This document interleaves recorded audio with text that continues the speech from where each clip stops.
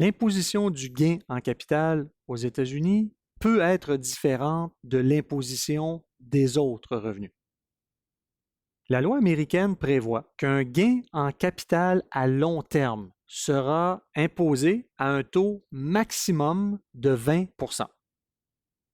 Un gain en capital à long terme est défini comme un gain en capital qui résulte de la vente d'un bien par un particulier qui a été détenu plus de 12 mois. Pour la vente d'actifs qui ont été détenus moins de 12 mois, les taux d'imposition habituels s'appliquent.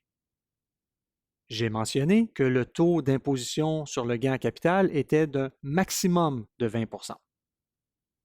Comment s'applique cette règle?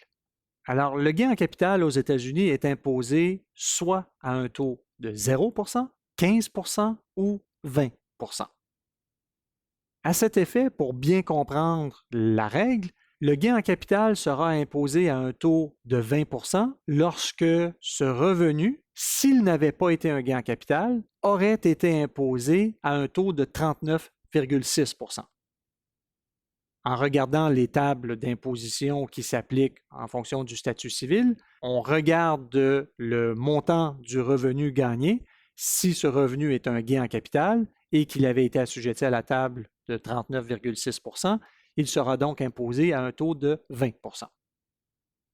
À l'inverse, si ce gain en capital avait été un autre revenu et qu'il avait été imposé à un taux de 10 ou 15%, puisqu'il s'agit d'un gain en capital, ce gain est imposé à un taux de 0%, donc exempt d'impôt américain.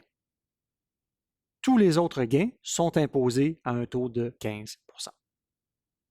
Pour un non-résident, nous avons mentionné dans le cadre de la source des revenus que la vente d'un titre, donc d'actions de société américaine ou autre, c'est la résidence du vendeur qui détermine de la source du revenu.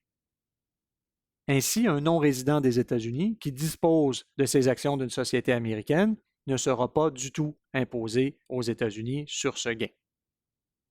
Il existe deux exceptions où un non-résident qui dispose d'actions de sociétés américaines n'est pas imposé. Première exception, donc un non-résident sera imposé aux États-Unis s'il a séjourné 183 jours ou plus aux États-Unis pendant l'année, sans égard aux règles de résidence. Deuxième exception, il sera imposé aux États-Unis sur la vente d'actions de sociétés américaines si le taux d'imposition dans son pays de résidence est inférieur à 10%.